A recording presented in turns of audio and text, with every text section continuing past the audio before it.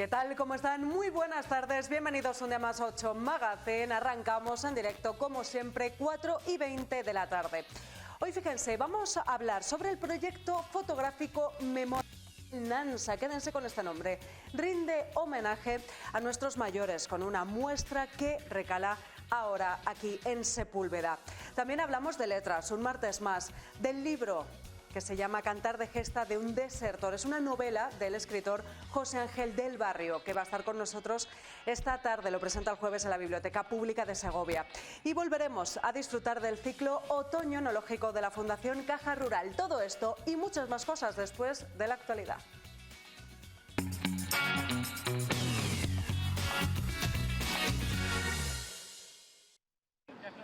El PSOE calienta motores de cara a las municipales. Reunión de trabajo esta mañana en el Ayuntamiento con el secretario regional. Los segovianos, ha dicho Luis Tudanca, pueden estar tranquilos.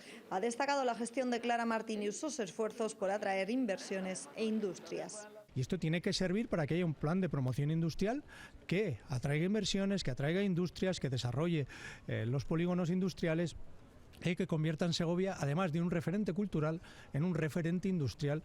Reclaman que se ponga en marcha cuanto antes la Escuela de Enfermería y piden un compromiso real con la ampliación del hospital. Apenas 300.000 euros para una nueva infraestructura sanitaria. No es posible. Denuncian que la Junta ha primado el beneficio privado frente a los derechos de los segovianos en la puesta en marcha de la radioterapia y reclaman una unidad pública. Compromisos como el módulo cubierto de atletismo pendientes, insisten, con Segovia. Que hay una deuda histórica de la Junta de Castilla y León con Segovia en muchas materias, materia sanitaria, industrial, cultural, deportiva. Hay mucho por hacer. Afortunadamente Segovia tiene, como decía al principio y con esto acabo, una buena alcaldesa, un buen equipo, que además tiene proyectos de presente y de futuro para esta ciudad. Es necesario que el gobierno regional, dicen, atienda sus competencias. Desde UGT sacan pecho del acuerdo alcanzado el pasado 19 de octubre con el Gobierno central. Por primera vez, un ejecutivo sube el sueldo a los funcionarios a las puertas de una crisis. La subida que tuvimos el día 1 de enero del 22 fue un 2% y nos van a abonar ahora el 1,5% con efecto retroactivo 1 de enero del 2022. En total, un 3,5%. Es la primera vez que un gobierno, en vez de congelar el sueldo de los empleados públicos, le sube.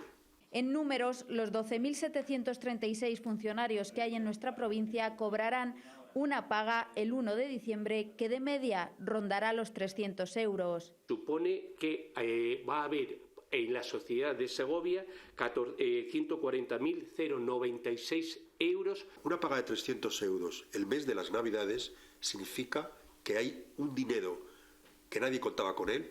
Y de cara a los próximos 2 años... Para el año 2023 la subida fija va a ser el 2,5% y un 1% según el PIB, y en el año 24 un 2% y una variable del 0,5%.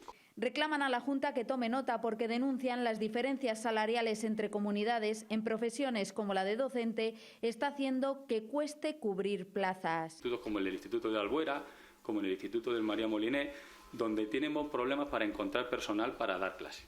Y también vuelven a reclamar al presidente de la Junta que cumpla su compromiso de devolverles las jornadas de 35 horas. La gala anual de la Federación de Deportes de Montaña, Escalada y Senderismo de Castilla y León ha reunido en nuestra ciudad a los mejores montañeros del 2022.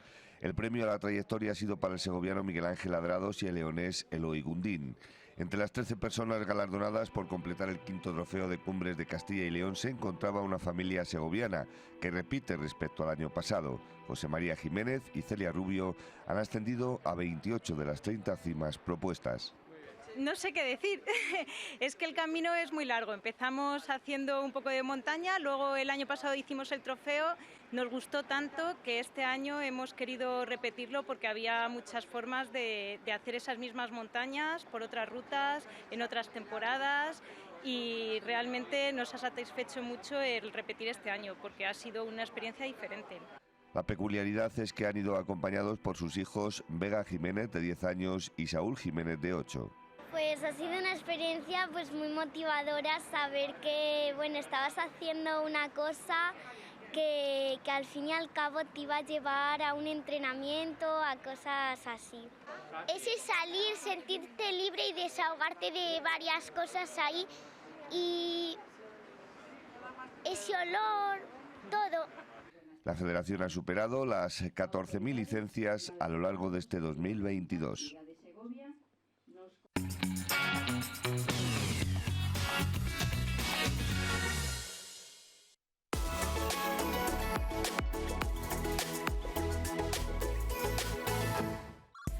Segocer Porcelanosa. Azulejos, pavimentos, sanitarios, grifería, accesorios, mamparas y muebles de baño. No se equivoque, tenemos precios adaptados a cualquier presupuesto con la calidad que nos caracteriza. Pregunte sin compromiso, financiamos su proyecto.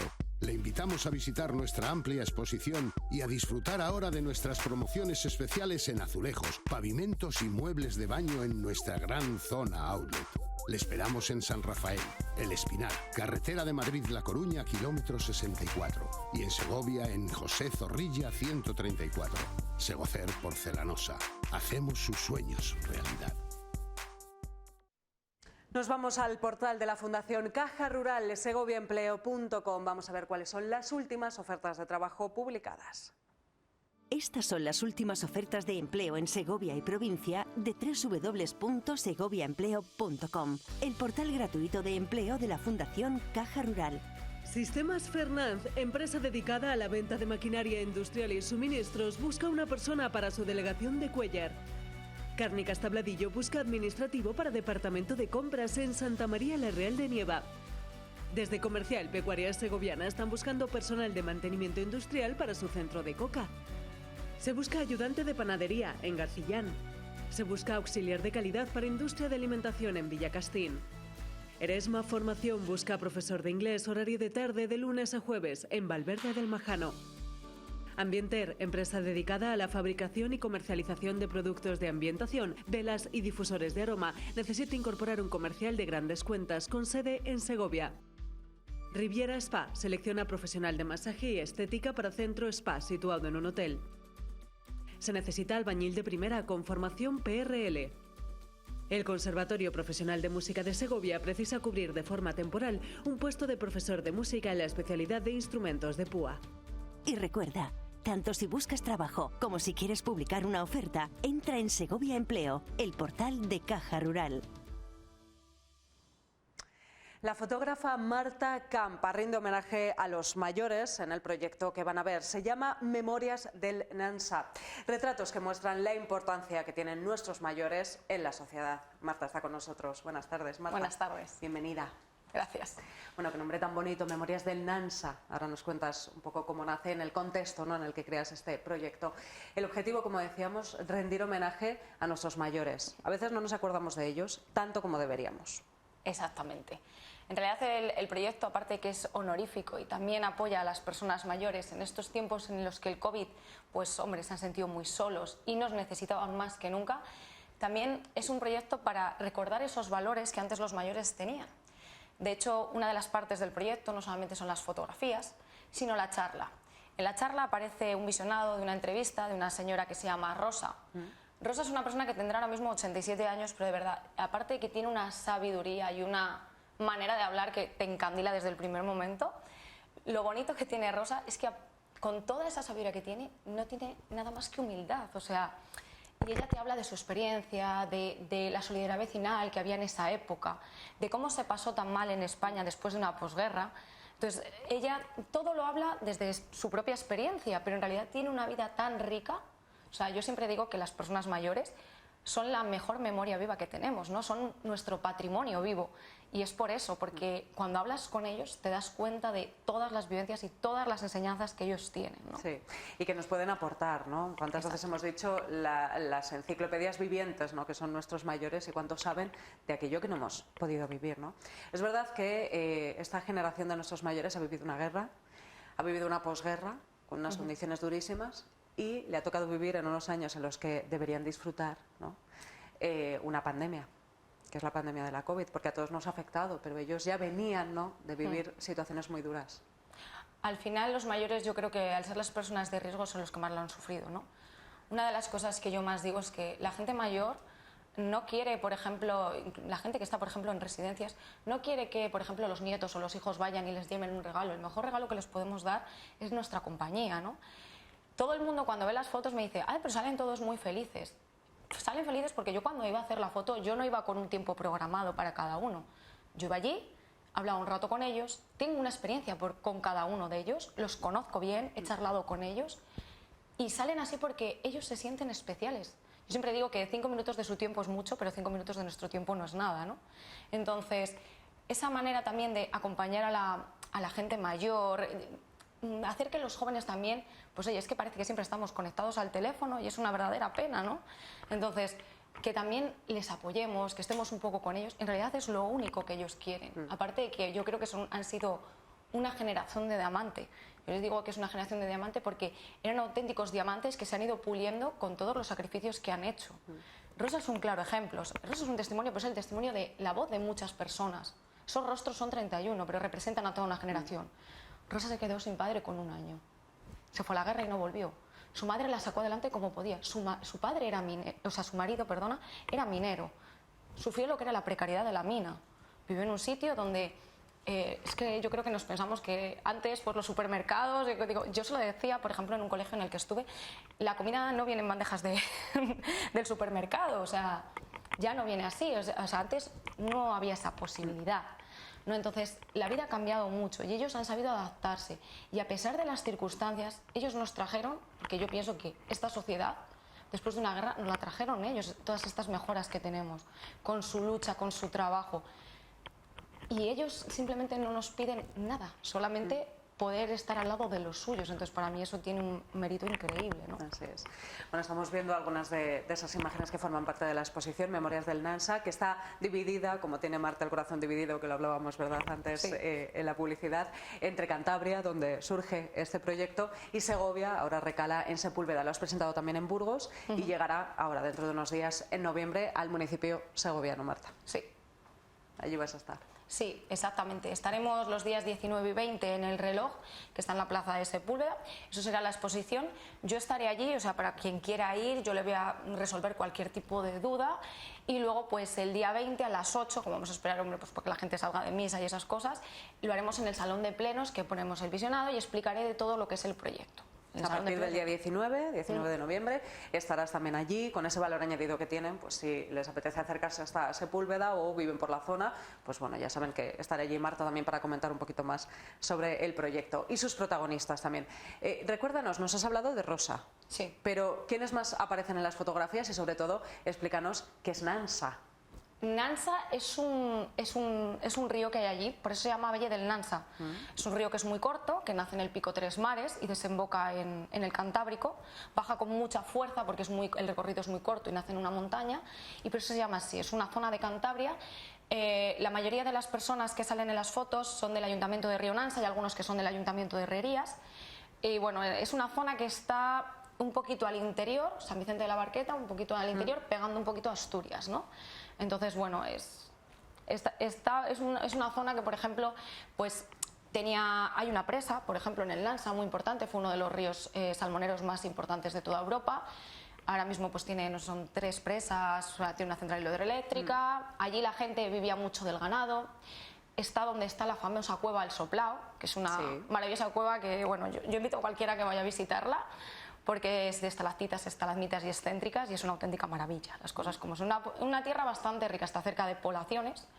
Ya sabemos que, bueno, Revilla es el mejor publicista de Cantabria y Revilla es de ahí al lado, de poblaciones, vamos. Así es. Y además sus gentes y sus vecinos que los ven en esta exposición están abiertos pues a que Marta haya ido para allá, haya hablado, ¿verdad?, y hayas podido conversar con ellos, te hayan contado su vida. Fíjate que muchas veces nos ocurre aquí, por ejemplo, en Segovia igual, ¿no?, cuando hacemos algo con nuestros mayores, que nos cuentan historias que parecen de película, ¿no? Muchas veces la realidad supera la ficción. O sea que han estado completamente abiertos a hablar contigo, predispuestos, y bueno, de ahí ha surgido esta muestra que no solamente son los retratos, ¿no?, sino las historias que hay detrás, Marta. Claro, sí que es verdad que, a ver, yo contaba con un poco de enchufe, en el sentido de que, claro, es la zona de donde es mi padre, y yo iba con mi abuela y con mi padre, que, bueno, pues mi abuela, como los conocía a todos, me decía, oye, ¿te importa que mi nieta te haga una foto? Digo, y decían, sí, sí, no hay ningún problema. La verdad es que la gente allí está bastante acostumbrada a ese tipo de cosas, porque allí había una persona, falleció hace unos años, Manolo de Cos, que ya se encargaba pues de hacer muchas fotos costumbristas y culturales sobre la gente allí. Entonces es como que Manolo los tenía súper acostumbrados a hacer fotos. Además allí hay mucha pasión, es verdad, por la fotografía, les gusta mucho salir. Y por ejemplo el señor que ha salido ahí, que se llama Pin, bueno, falleció hace poco, creo recordar, era un señor que era muy peculiar, porque además era puramente auténtico. Salía con su boina, con su picaya, que es una garrota, lo que pasa que le llaman picaya, y con sus albarcas, iba así. Entonces todo el mundo que visitaba el pueblo era muy original, entonces todo el mundo le hacía una foto, ¿no? Entonces, pero sí que es verdad que, por ejemplo, la mayoría de las personas que salen en las fotos tienen de 76, hay algunas que están dentro de los 70, pero el resto son de 84 para arriba. Hay dos señoras que creo que una ya tiene los 100 años y otra no sé si tendrá ya los 102. Esas, por ejemplo, siguen vivas. La que tiene 102 años, más o menos, es Amparito, y es una auténtica influencer del Facebook. Es maravilloso, o sea, maneja el Facebook, es una delicia, de verdad. O sea, tienen pequeñas cosas, cada uno tiene como su pequeña cualidad, ¿no? Entonces, pues bueno, de todos la verdad es que tengo un pequeño recuerdo muy especial. Bueno, es gente digna de conocer, desde luego, y sobre todo de quedarnos un ratito, ¿no?, a tomarnos algo con ellos, a tomarnos un café, pasar una tarde y que nos cuenten, ¿verdad?, sus vivencias. Podemos aprender mucho, desde luego. Marta, decíamos que lo presentas en Sepúlveda dentro de muy poquito, el día 19 de noviembre, a partir de entonces pueden ver esta exposición allí. Luego, ¿tienes pensadas otras localizaciones, más fechas? Pues a ver, lo bueno que tiene este proyecto es que es adaptable. O sea, yo por ejemplo ya estuve en un colegio, se llama Santa María la Nueva San José Artesano en Burgos, y es un colegio que además comprende edades desde aulas de 2 años hasta FP, o sea que es que en realidad tiene un rango bastante grande. Adapto lo que es el formato al público al que va dirigido. Por ejemplo, en el colegio hablamos de otros contenidos también didácticos para que conocieran un poquito las costumbres, las explotaciones que había allí, ganadera, lo que había, por ejemplo, en la mina de Los Picos, en la mina de lo que es el Soplao, que era la Ermida, todas estas cosas, ¿no?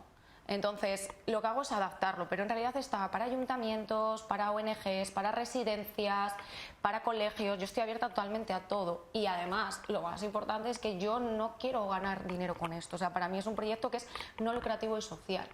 Yo cuando llegó la pandemia, unos meses antes murió mi abuelo, y yo pues son los abuelos con los que me crié, y quería hacer algo también porque, bueno, pues me emociono mucho porque yo a mi abuelo le quería mucho y bueno, siempre acabo la charla dando besos al cielo porque han sido lo más bonito que he tenido en mi vida.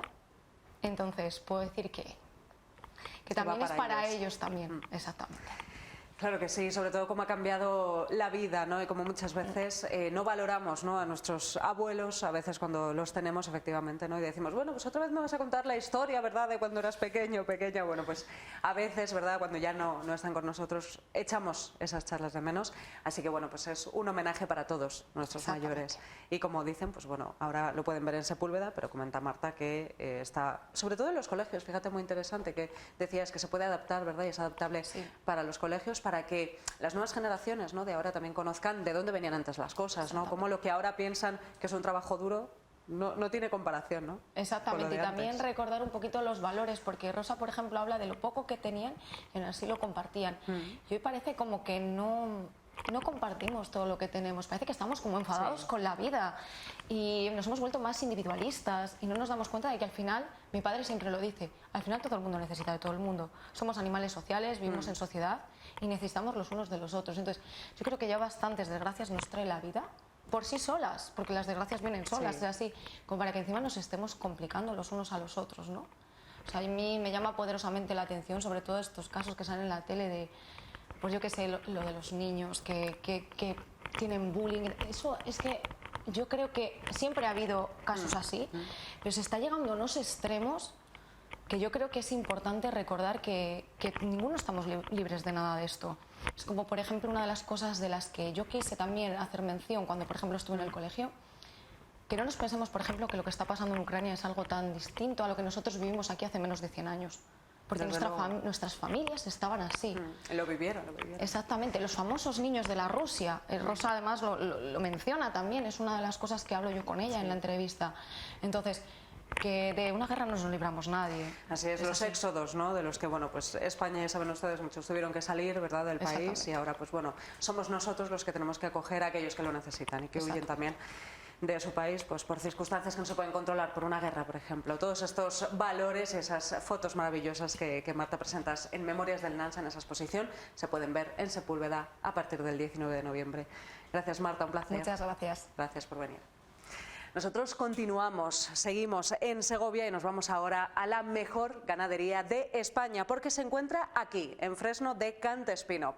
Es la granja de Valdisierro. Así lo reconocen los recientes premios Porc d'Or, que han otorgado además a esta granja la máxima distinción que hay, el diamante. Esta granja de Fresno de Cantespino lleva 20 años haciendo de sus cerdos su mejor negocio. Comenzaron con cerdo blanco, pero desde hace una década iniciaron la cría de cerdo ibérico. Ahora tienen más de 1.500 cerdas en esta granja. Es una granja de cerdo ibérico de multiplicación, ¿no?, que aquí hacemos la reposición de todo el grupo. Y bueno, pues visto a los premios que nos han dado, pues estamos contentos, porque es reconocer el esfuerzo que se hace día a día. El éxito consiste, pues eso, en todos los días hacer un pequeño esfuerzo, ¿no?, y conseguir que las cosas pues se hagan sin dejarlas demorar, porque luego después a lo mejor no tienen solución. Un esfuerzo que ahora se ha visto recompensado con uno de los premios nacionales más importantes, el premio Porc d'Or en su máxima categoría, la de diamante. Supone pues que hay que seguir viniendo todos los días.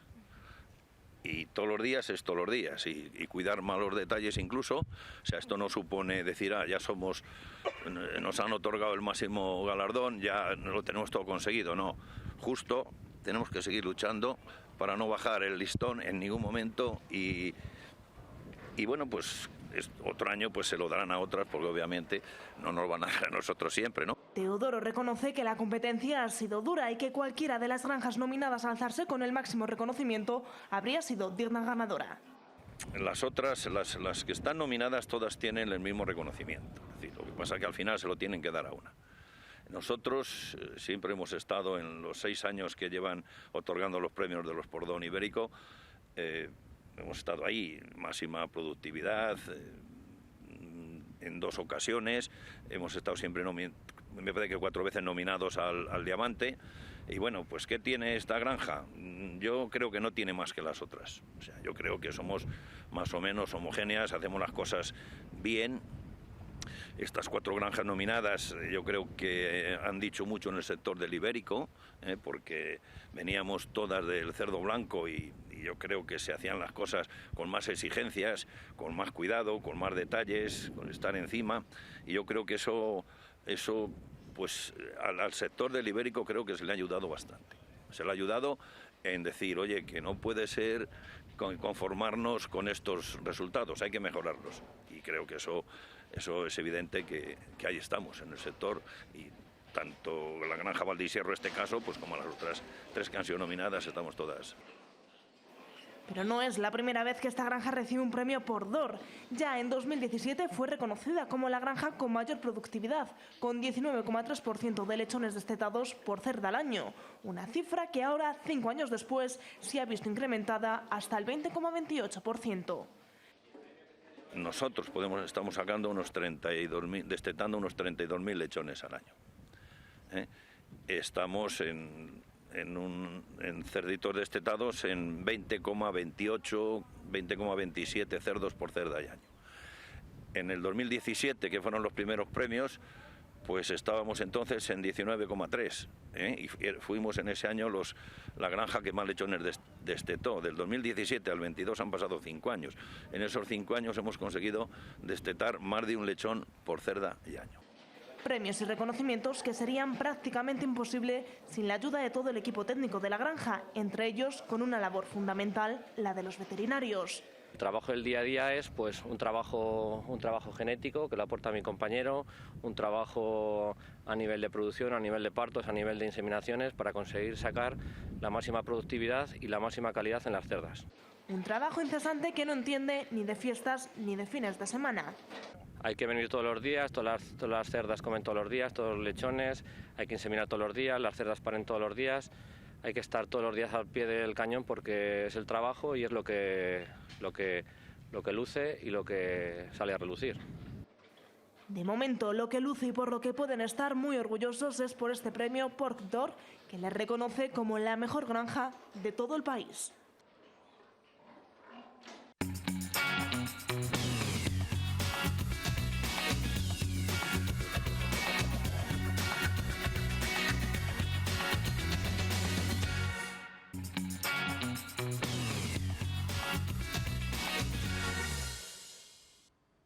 Pues 5 menos 10 de la tarde, seguimos en directo en 8 Magazine y ya tengo aquí a nuestro colaborador José Domingo Pardillos de la librería Entre Libros, que llega con el zurrón cargado de novedades. Pepe, buenas tardes. Muy buenas tardes, Carlota. Y lo digo literalmente, que entras por la puerta siempre con tu bolsita, ¿verdad? Llena Sí. de novedades literarias. Totalmente, así es.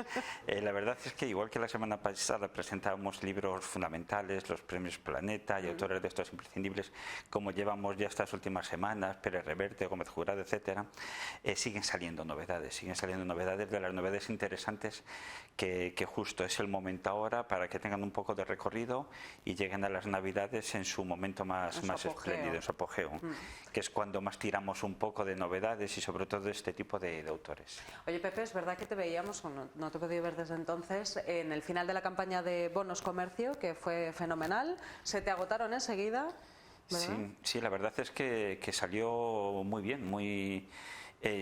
yo creo que también que nos agotaran a nosotros tan rápido fue al hemos hecho las 3 campañas, entonces hay mucha gente que desde el primer momento ha dicho no quiero quedarme sin aprovechar el bono en mi librería con tal, y ha sido visto y no visto. La verdad es que el día 15-16 ya prácticamente no nos quedaban bonos.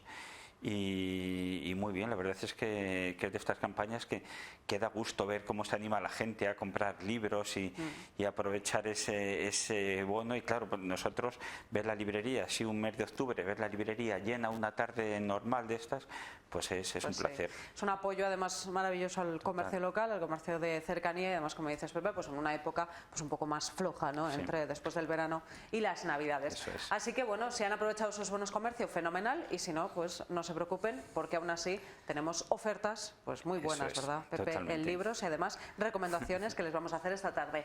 Novedades variadas, Pepe, como decías, lo último de lo último que acaba de salir en todos los géneros. En todos los géneros, sí, como le comentaba también a Robert y a Lorenzo, es un mixto, es una mezcla de géneros. Empezamos con, podemos decir, el rey del thriller policíaco, del thriller, pues eso, John Grisham, ¿no? Es que su nombre lo dice, puede tener cerca de 30 y pico novelas, tanto desde... pero o sea, es pues como tipo una especie de Ken Follett o Noah Gordon, de estos que Stephen King, que prácticamente si no sacan un año, cada 2 años tenemos una novela. Y en esta, la lista del juez, su último libro, que lo acabamos de recibir hace unos días, la verdad es que nos sorprende porque da un vuelco a su manera de contar la historia. Y aquí el malo, sin desvelar mucho, ¿no?, sin de qué pasa, puede estar relacionado uno de los jueces más importantes de Estados Unidos. Es ficción, es todo novela. Y todo depende, o sea, todo va enlazado, relacionado con la historia de un chico que de joven, tenía 18 años, mataron a su padre y debido a distintas circunstancias se obsesiona con esta persona, con este juez. Y va poco a poco, van pasando los años, va recopilando información, va recopilando historias y se las pasa cuando tiene confianza ya y cree que puede llegar a algún sitio a un policía de allí de Nueva York, y a partir de ahí empieza una historia que, claro, el protagonista, el juez, siempre va como un paso por delante, ¿no?, porque se sabe absolutamente todo lo que va a llegar a pasar hasta que den con él. Y bueno, es una manera como muy distinta de ver y ser conscientes que ni en el más alto... en la escalera siempre hay un como jefe, un poder, pues algo puede pasar. Bueno, además en Estados Unidos, ¿no? En Estados Unidos. Están ahora de elecciones eso es. legislativas, a ver qué pasa. Decían esta mañana en los informativos con la primera potencia del mundo, ¿no? Sí. Tiene información, como cuenta aquí en la novela, privilegiada, que no tenemos, ¿no? En otros lugares. Pues la lista del juez, nos lo apuntamos, última novedad literaria. Manuel Vicent, también su último libro, su última novela. La verdad es que seguimos vendiendo muy bien. El que tiene escrito con Arzuaga, que nos habla de la vida y nos habla de la muerte, entre los dos, un diálogo que sigue haciendo las delicias de los lectores. Y bueno, aquí ha cambiado un poco de registro y nos cuenta de una manera novelada el retrato de una mujer moderna. Esa mujer moderna es Conchita Piquer. Entonces, yo digo la portada. Claro, pues es una mujer moderna porque lo que intenta hacer es un retrato muy humano y contar un poco como la parte desconocida que no hemos llegado a conocer, no nosotros, sino nuestros padres, nuestros abuelos, que para ellos fue un referente del folclore, de la canción, del baile.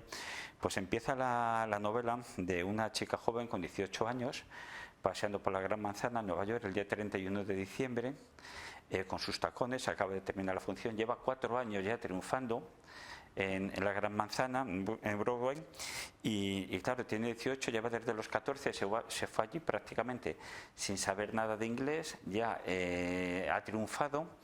Y bueno, a partir de ahí todo lo que va sucediendo, la verdad es que es una cantidad de historias, de vicisitudes muy bonitas, muchos amantes, mucha cultura, ¿no? Y una manera también de demostrar cómo prácticamente de la nada llegó a ser como un icono prácticamente nacional. Así es. Me ha gustado, Pepe, cuando has dicho una vida muy bonita, muchos amantes. Así seguido. Sí, es que además, claro, está con mucho amor. Con mucho amor. Llega cuando vuelve a España, pues viene con 4 amantes prácticamente, como si en lugar de 4 maletas, llega con 4 amantes. Un torero, un productor mexicano, o sea, que está también relacionado con Conchita Piquer en sus orígenes, un poco la relación con la mafia. Estamos hablando justo de los años 20, la ley seca, no se podía consumir alcohol, ella quería un poco vivir la vida, ¿no? y saltarse un poco las reglas. O sea, que fue en contra de todo, ¿no? Lo prohibido. Y de ahí el título, Retrato de una mujer moderna. Y estamos hablando de los años 20. Eso, bueno, pues qué interesante también, pues sí, nos la apuntamos. La verdad es que sí. Pepe, vamos con el siguiente. El siguiente. Otra novedad. El último libro de Héctor Abad Faciolinski, que nos sorprendió hace unos años con El olvido que seremos, una novela ambientada en Cuba preciosa, de las que tiraba de sentimiento, de muchas emociones, la historia del padre con el nieto, el abuelo, de lagrimillas, eso es, de tener el paquete de Kleenex al lado. Y bueno, este es su último libro, Salvo en mi corazón todo está bien. Es la historia de un sacerdote que es una persona muy grande, corpulenta, y le tienen que operar de corazón. Entonces tiene ciertas dificultades, ¿no?, para encontrar un corazón de su tamaño, y él vive en una casa como con muchas escaleras. Entonces pide ayuda un poco a la iglesia y la llevan a un piso compartido en el que viven 2 mujeres viudas y 3 niños. A partir de ahí, él poco a poco es una persona muy buena, muy bondadosa, y se empeña en enseñar la cultura. Él es un amante de la ópera, de los libros, de la música clásica. A los 3 niños que conviven con él en la casa les va enseñando poco a poco todo lo que sabe, y a la vez va actuando con las 2 mujeres un poco como padre, haciendo esa función que los niños no tienen. Entonces, claro, poco a poco, según va avanzando la historia, el corazón que le falta no sabemos si realmente es el corazón físico o el corazón de cambiar de vida y decir, ¿hay alguna posibilidad de cambiar, de dejar el sacerdocio y dedicarme a vivir una segunda vida? Oye, pues vaya dilema. Es una historia muy bonita, muy bonita, y también, igual que El olvido que seremos, de los que puede tocar la fibra. Totalmente. O sea, que también, o con el paquete de Kleenex o un helado. Eso es, también mejor. Bien. O bueno, ahora un chocolatito caliente, mejor. Pues nos le apuntamos también, Salvo mi corazón, todo está bien. Salvo mi corazón, todo está bien. Qué bonito título. Sí, la verdad es que sí. ¿El siguiente, Pepe? La siguiente, Las herederas.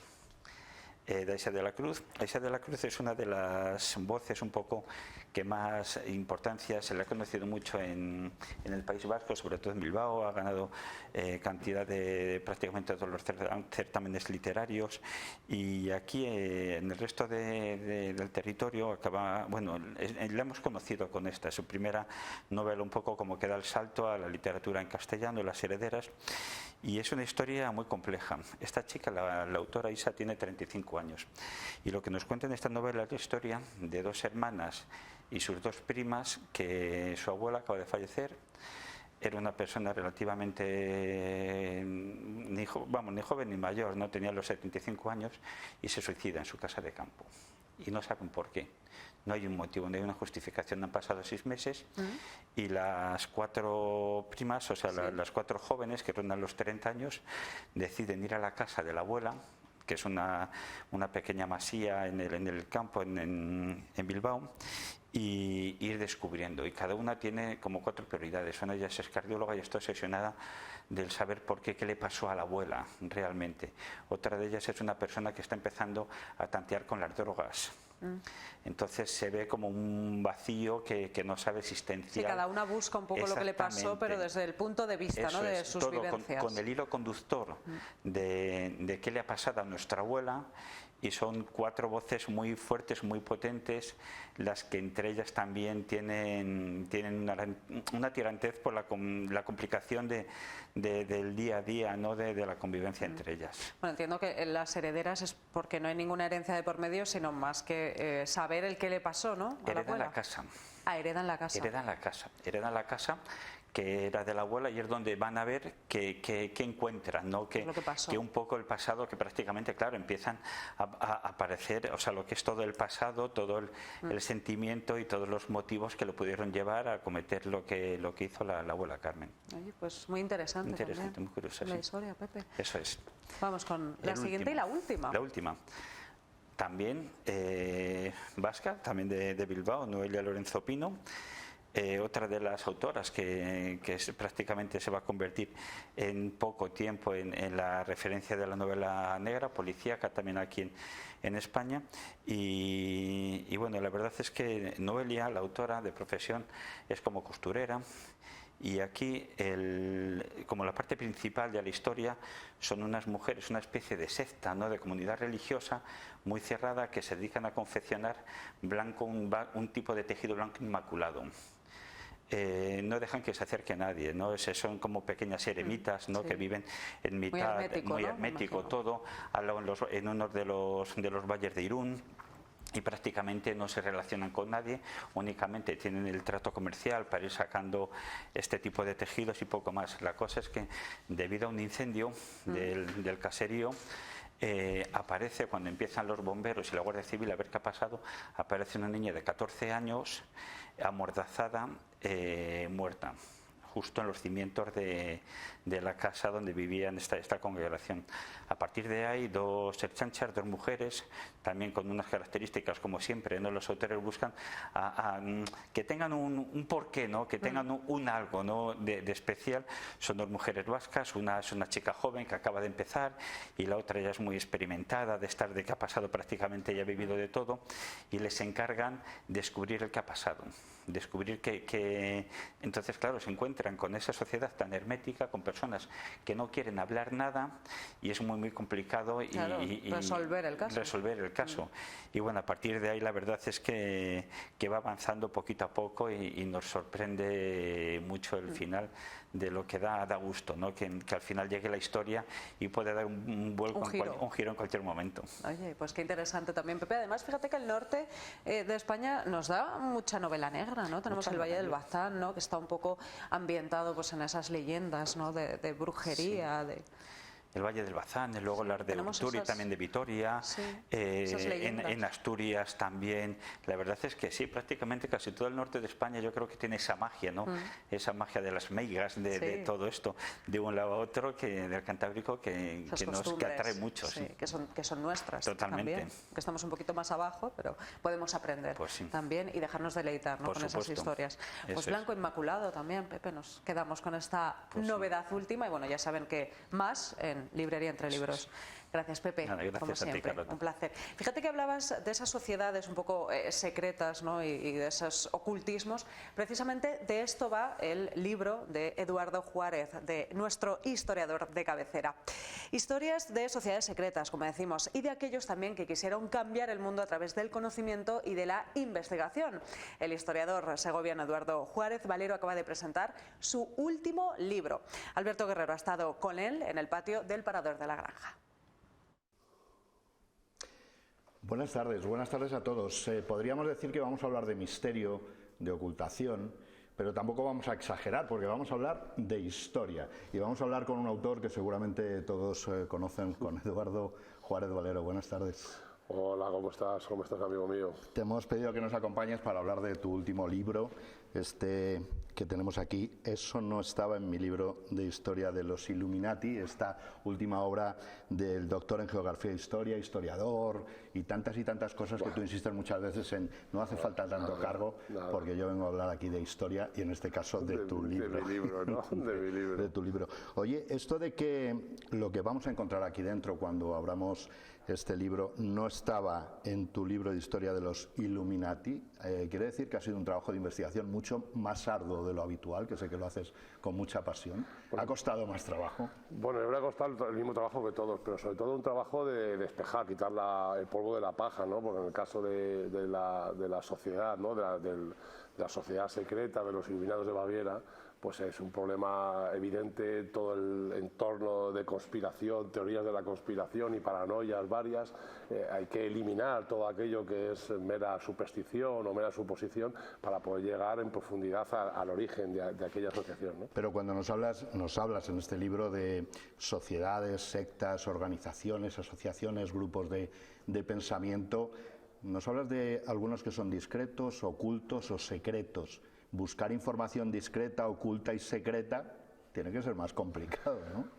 Pues no creas. Está todo escrito. Está básicamente todo, porque al fin y al cabo el problema de las sociedades secretas es que al final acaban siendo descubiertas, ¿no? Y perseguidas por el pensamiento único, la ortodoxia imperante en el momento en que se desarrollan, porque al fin y al cabo en este libro lo que he intentado es tratar de demostrar por qué un grupo de seres humanos toma la decisión de organizarse primero y después de ocultarse, ¿no? Primero de ocultar parte de su procedimiento o de la fase de inclusión o desarrollo en esa sociedad, que eso es la fase de discreción, o por supuesto la ocultación absoluta cuando son represaliados o perseguidos, ¿no? Entonces la idea era principalmente contextualizar los Illuminati en ese mundo de la ocultación obligada y después profundizar en qué es verdaderamente un Illuminati, ¿no? Pues vamos a esa pregunta, que es la pregunta del manual. ¿Qué son o quiénes son los Illuminati? Bueno, los Illuminati es una sociedad que surge en 1776, se funda en una universidad pequeñita en Baviera, en Ingolstadt, la noche del 30 de abril al 1 de mayo de 1776, la noche de Walpurgis, la noche de Walpurgis, ¿no? Y va a durar hasta aproximadamente 1786, ¿no?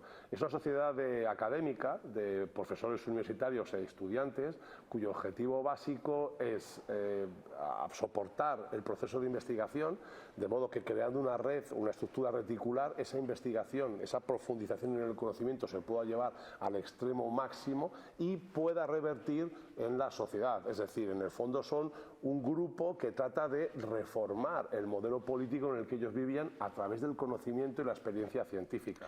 Citabas la noche de Walpurgis, cuando hablamos de los Illuminati, de asociaciones secretas, parece que tiene todos los ingredientes de una novela de misterio, decía yo al principio, de ocultación, ¿no? Pero es pura historia, es pura realidad. Bueno, sí, porque al fin y al cabo ellos son un grupo reformista, son políticos, ellos lo que quieren es establecer una red de conocimiento que les permita infiltrarse en los gobiernos principales de aquella Europa y provocar o promover una reforma del antiguo régimen a un régimen liberal. Si son todos ilustrados, son gente que mama de las historias y las teorías de las políticas que desarrollan Montesquieu, Diderot, D'Alembert, Voltaire, ¿no? Todos ellos, y Rousseau, por supuesto. Entonces tratan de transformar esa sociedad anquilosada, dominada por el desconocimiento, por la Iglesia Católica y por las iglesias en general y las creencias, y poder llevarlo a una sociedad liberal. Ese es el objetivo esencial. Es el conocimiento frente a la fe, el conocer o saber frente al creer, siempre. Lógicamente, piensa que en aquella época estamos hablando, se desarrolla el pensamiento de Kant, Hume, ya ha pasado Descartes, es decir, ya estamos llegando a una fase del razonamiento por encima de la creencia y de la idea de que solamente a través de la ciencia y el conocimiento se va a obtener un progreso real, que la fe ya ha tenido su momento y que no va a partir de allí, no va a pasar, no va a suponer una mejora en la sociedad a través de la creencia. Básicamente ellos piensan esto, ¿no? Por eso son atacados de anticlericales, ateos, demoníacos, ¿no? Satánicos, ¿no? Muchas veces. Es un tratado de historia, decía yo, es un libro para desvelar secretos, es, voy a ponerlo entrecomillado, una guía para comprender el orden mundial actual. Bueno, es un libro de divulgación histórica. Entonces, aunque hay un proceso de investigación profundo y sostenido en el tiempo, el aparato crítico lo he reducido para que la gente no se pierda en notas a pie de página, no se pierda en argumentos académicos, ¿no? Y pueda coger el libro y leerlo y llegar al conocimiento precisamente de eso. Es una guía para conocer al ser humano, ¿no?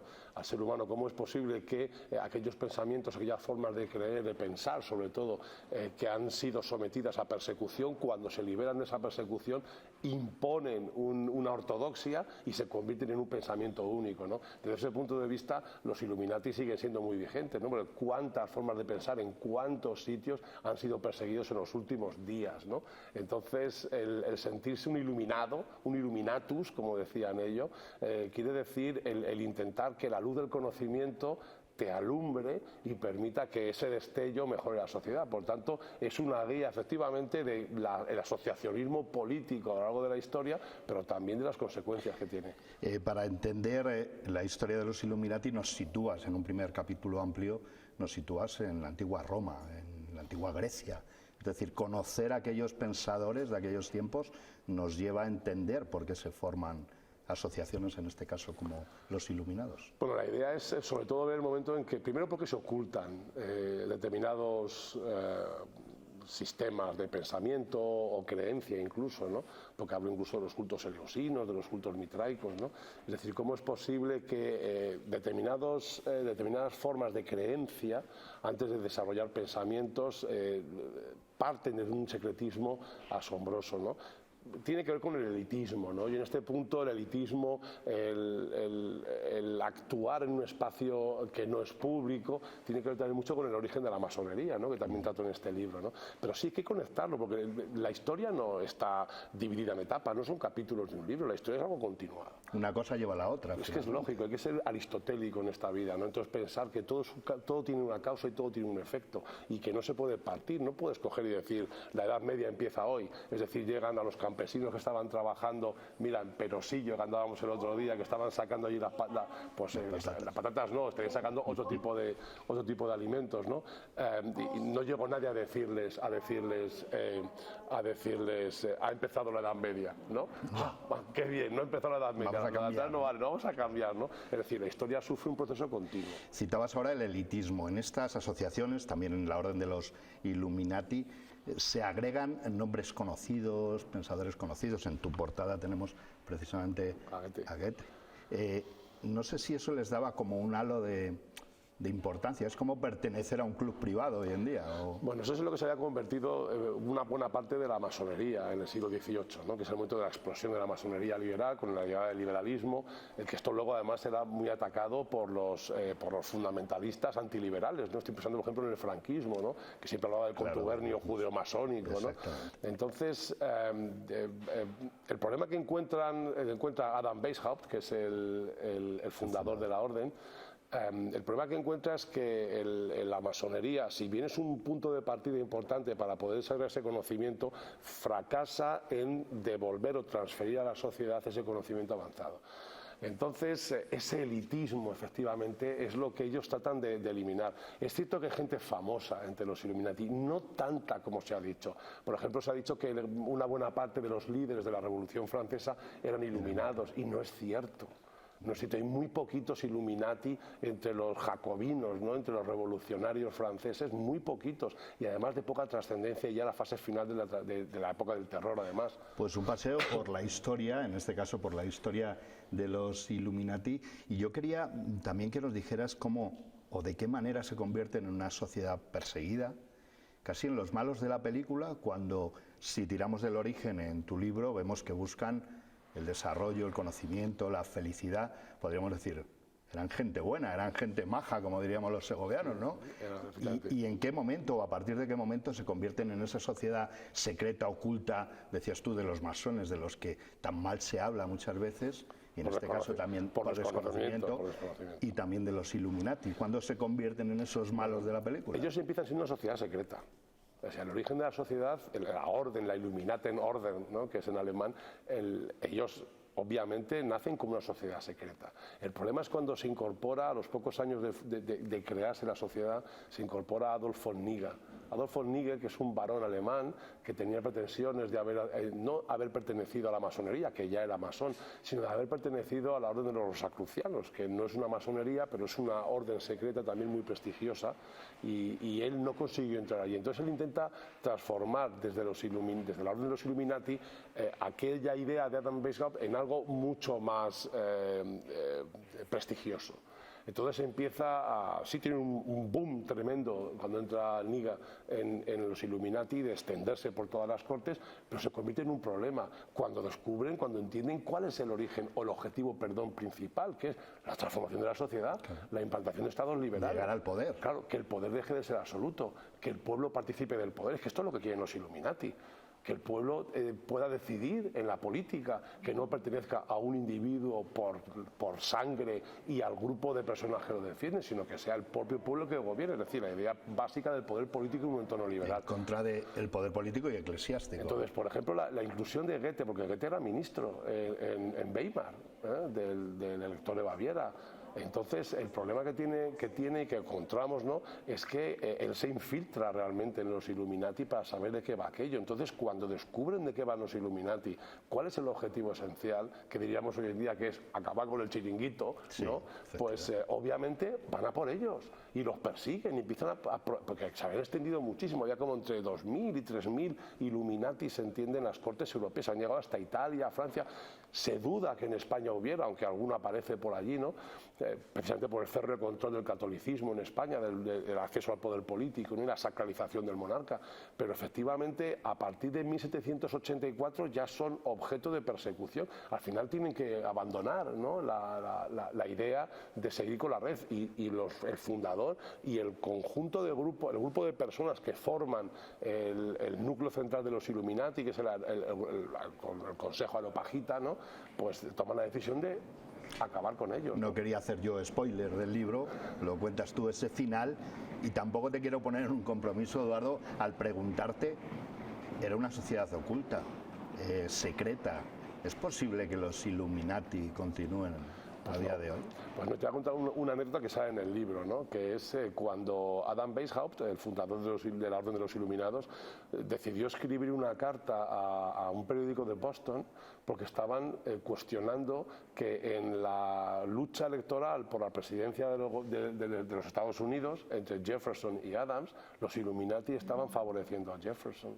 Entonces, él escribió una carta diciendo que ya no existían, que ellos habían dejado de existir, que el objetivo de ellos no era influir en elecciones políticas, sino llegar a estados liberales donde existiese esa pugna por acceder a la jefatura del Estado. Y estirando esa misma pregunta, no sé si a futuro o en las condiciones en las que está nuestra sociedad actual pueden generarse grupos de este tipo, o ya hemos perdido de alguna manera las nuevas generaciones esa conciencia de transformación. Yo creo que más allá de un partido político. Se llaman partidos políticos. Es lo mismo. Se llaman partidos políticos. Tú piensas que cuando ellos crean esta idea, no existen los partidos políticos como tal. Existe algo, los Whigs han aparecido en Inglaterra en ese momento, en el siglo XVII, ya en el siglo XVIII en Inglaterra hay grupos políticos, pero desde un punto de vista de la élite, del individualismo, que arrastra a personas según la idea de un individuo que desarrolla en un entorno político. Pero la idea de una institución política cuyo objetivo es alcanzar el poder y desarrollar una teoría política en una sociedad, eso hasta el siglo XIX no va a ocurrir, por ejemplo en España y en el mundo en general. Entonces, hoy en día, cuando alguien quiere transformar la sociedad, forma un grupo político. Otra cosa es que tenga éxito o no. El sentido de que el grupo sea secreto es absurdo, ¿no?, porque hoy en día, dentro de un modelo democrático, ¿por qué te vas a ocultar? Claro. Tú planteas un proceso político y lo que quieres es influir en la sociedad. En aquella época se ocultaba por razones obvias. Porque había persecución. Porque es que si no iban a la cárcel, es decir, porque si lo que estaban haciendo no era desarrollar políticas y difundir, estaban conspirando contra el déspota en cuestión y estaban conspirando contra el antiguo régimen, por tanto eran reos de persecución y represión. Hemos dado unas pinceladas de este libro que es mucho más completo con toda esa historia de los Illuminati, de eso que no estaba en tu libro. ¿Tú tenías libros en tu biblioteca? Sí. ¿Y miraste antes a ver lo que había? Y de la masonería sobre todo. Yo creo que la masonería merece otra vuelta de página, pero sí lo miré, sí lo miraba. Y efectivamente todo esto no estaba ahí. No estaba ahí, nada de eso. Bueno, nada de eso. ¿Cómo está tu carpeta de borradores para próximos proyectos? Pues mira, estamos terminando ahora mismo uno sobre los jardines de la granja, que es algo absolutamente inédito, que yo creo que va a ser significativo, y preparando ya mi tercer volumen de artículos en prensa, que ya saldrá, yo creo que ya para el día del libro, para el año que viene. También estás enredado con la tercera temporada de Historietas de Segovia. Eso siempre, sabes muy bien, Goliardo, ¿eh? Sí. Estamos ahí, porque Segovia mola mucho, ¿eh? Y este no es segoviano, yo creo que sí que ya es segoviano, y el que está detrás de la cámara, ¡buah!, no veas cómo mola. En libros como este siempre aprendemos, no sé si tú, en el caso de este libro, ¿qué te ha sorprendido? Es decir, cuando has estado investigando has encontrado algo que decías, no puede ser, esto es verdad, y lo vuelves a releer, vuelves a mirar. No puede ser que ocurriera esto. Sobre todo que se pensara que era algo negativo lo que pretendía la Orden de los Iluminados.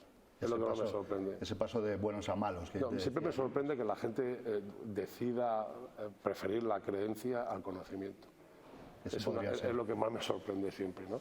La gente que prefiere creer a saber. En este libro encontramos ese lado bueno de los Illuminati. El único que tenían. Pero se les puso una etiqueta de... Bueno, eso es la persecución siempre del pensamiento único. ¿Ya está en librerías? Sí, ya está. Ya pueden acudir a su librería de confianza, como se suele decir, a por este libro. Eso no estaba en mi libro de historia de los Illuminati, de Eduardo Juárez, a quien conocen bien en pantalla y pueden conocer bien a través de su estudio, de su escritura. Muchas gracias, Goliardo. Eres el mejor. Un placer, como siempre. Lo saben, no sé si decir porque estamos próximos a las Navidades, que es un buen regalo.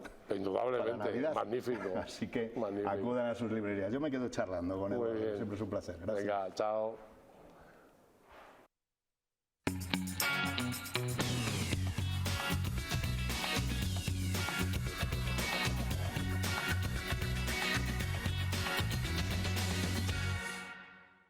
Bueno, pues las 5:24 de la tarde acaba de marcar el reloj. Seguimos en directo en 8 Magazine. Este mismo jueves, apúntenselo por si les apetece acudir, el escritor José Ángel del Barrio presenta en la Biblioteca Pública de Segovia la novela Cantar de gesta de un desertor. Antes ha querido estar aquí en 8 Magazine con nosotros. José Ángel, bienvenido. Muchas gracias, Buenas Carlota. tardes. Buenas tardes. Bueno, pues aquí tenemos la novela Cantar de gesta de un desertor. Ahora nos cuentas quién es el desertor. Pues con mucho gusto. Mira, mi novela, Cantar de gesta de un desertor, se sitúa en los años finales del siglo XIX y penetra un poquito en el siglo XX, ¿no? La trama se va a desarrollar entre España y Filipinas, entre Europa y Asia, y tiene como protagonista al desertor Andrés Muñoz, un joven de Segovia que le obligan a ir a filas con el conflicto de lo que se llamó el desastre del 98. Sí. Y los avatares de su vida castrense lo vinculan a la defensa de Valer, pero él no participa, es un desertor. Este es el punto de arranque de la novela, ¿eh? O sea, yo no pretendo con mi novela historiar estos episodios, no, te repito, es el punto de arranque para luego adentrarnos en lo que fueron los años posteriores al 98. Bueno, nos centramos por tanto en esa independencia, ¿no?, de Filipinas, en ese desastre, efectivamente, esa pérdida, ¿no?, de Filipinas por parte de España, y con ese desertor que además, como comentabas, José Ángel, es segoviano. Efectivamente. Llaman a filas y bueno, pues tiene unos conflictos también internos. Efectivamente, porque mira, de alguna manera lo más complejo de una novela yo creo que es ponerle el título. Y yo pensé llamarlo precisamente así, Cantar de gesta de un desertor, porque Andrés Muñoz, todas sus peripecias, los avatares que tiene que afrontar, España, ya te digo, en Asia, traumáticos a veces, dramáticos, verdaderas aventuras, porque esto no deja de ser una novela de aventuras, ¿eh? Me gusta que el trasfondo histórico esté lo más ajustado posible, pero te repito, es una novela de aventuras. Pues ya te digo, este desertor lleva a cabo una vida que bien podría llamarse de cantar de gesta. Siempre pensamos que un cantar de gesta es un héroe o una heroína intachables, y a veces lo que este hombre representa son las contradicciones, ¿no?, las perplejidades que tantas veces hay en la existencia del ser humano. Las aventuras, efectivamente, Desde luego. que nos encontramos en la vida, ¿no? José Ángel, comentas que bueno, es una novela, efectivamente, que es ficción, pero con ese trasfondo histórico de lo que realmente ocurrió, ¿no?, de ese desastre del 98. ¿Cómo has hecho esa documentación? Mira, yo durante años he trabajado como historiador precisamente en la historia de hispano-filipina, principalmente los siglos XVI al XVIII, pero el siglo XIX siempre me resultó muy sugerente, muy atractivo. Y durante algunos años fui leyendo, consultando documentos y forjándome un poco una visión que me resultó peculiar. ¿Por qué? Porque yo quizá no comparto esa idea del 98 tan desastrosa, sobre todo, te repito, en los años posteriores, que es donde se centra la novela.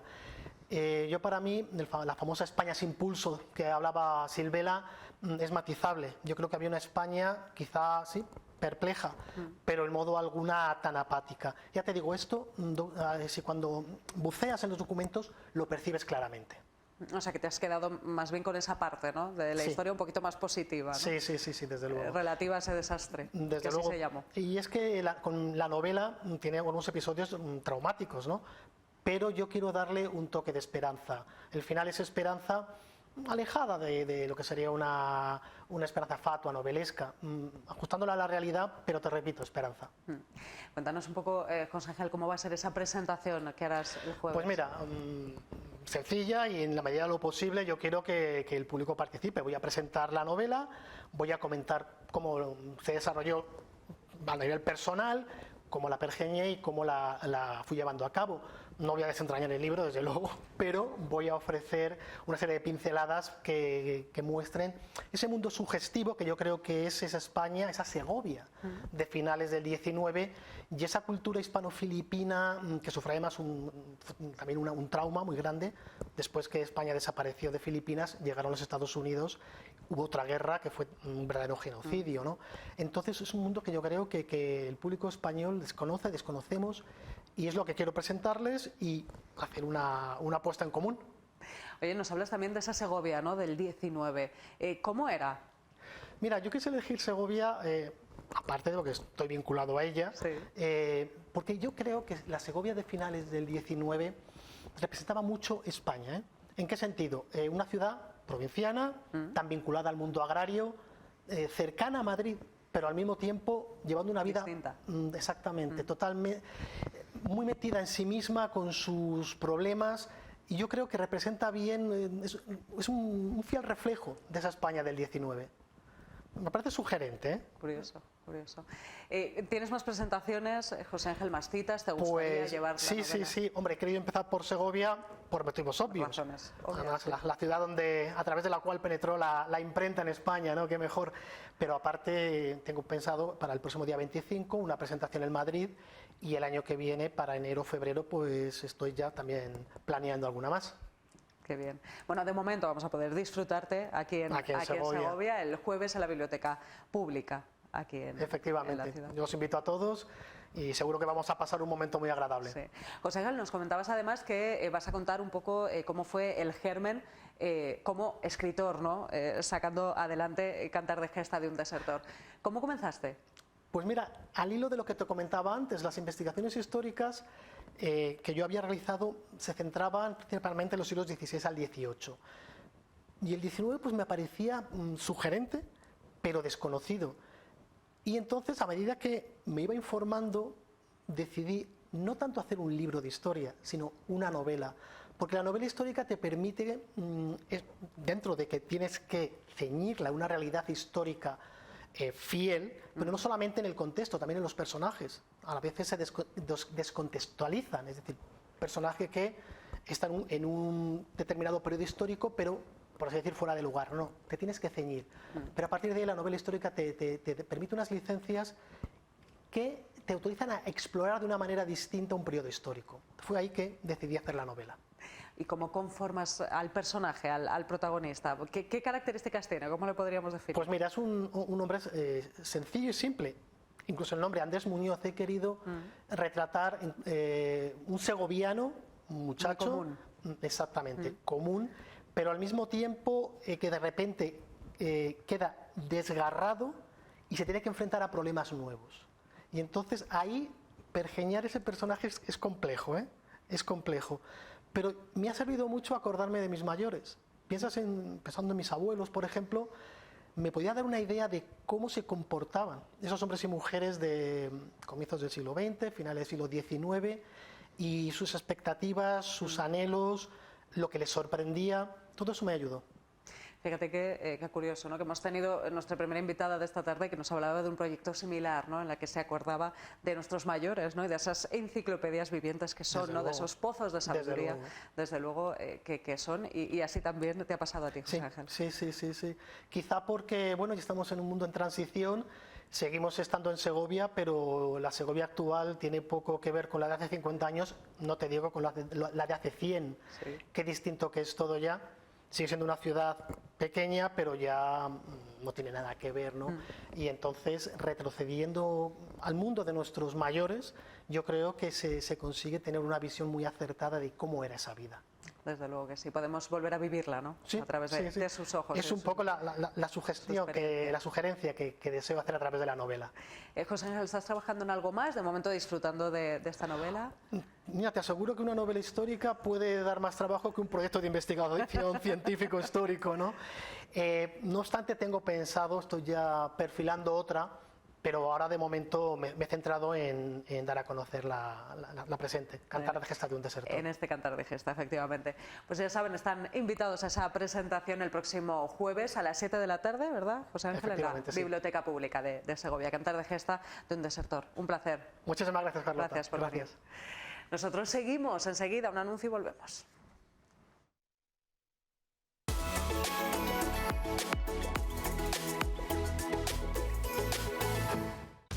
Confía tu vehículo a Euromaster La Unión. Profesionales expertos en mecánica rápida para el perfecto mantenimiento del vehículo. Reparación, revisión y cambio de neumáticos de todos los tamaños. Cuidamos de tu moto, camión, tractor, coche para que puedas disfrutar de un viaje seguro. Euromaster La Unión, en el polígono de Valverde y en Soldado Español, Segovia.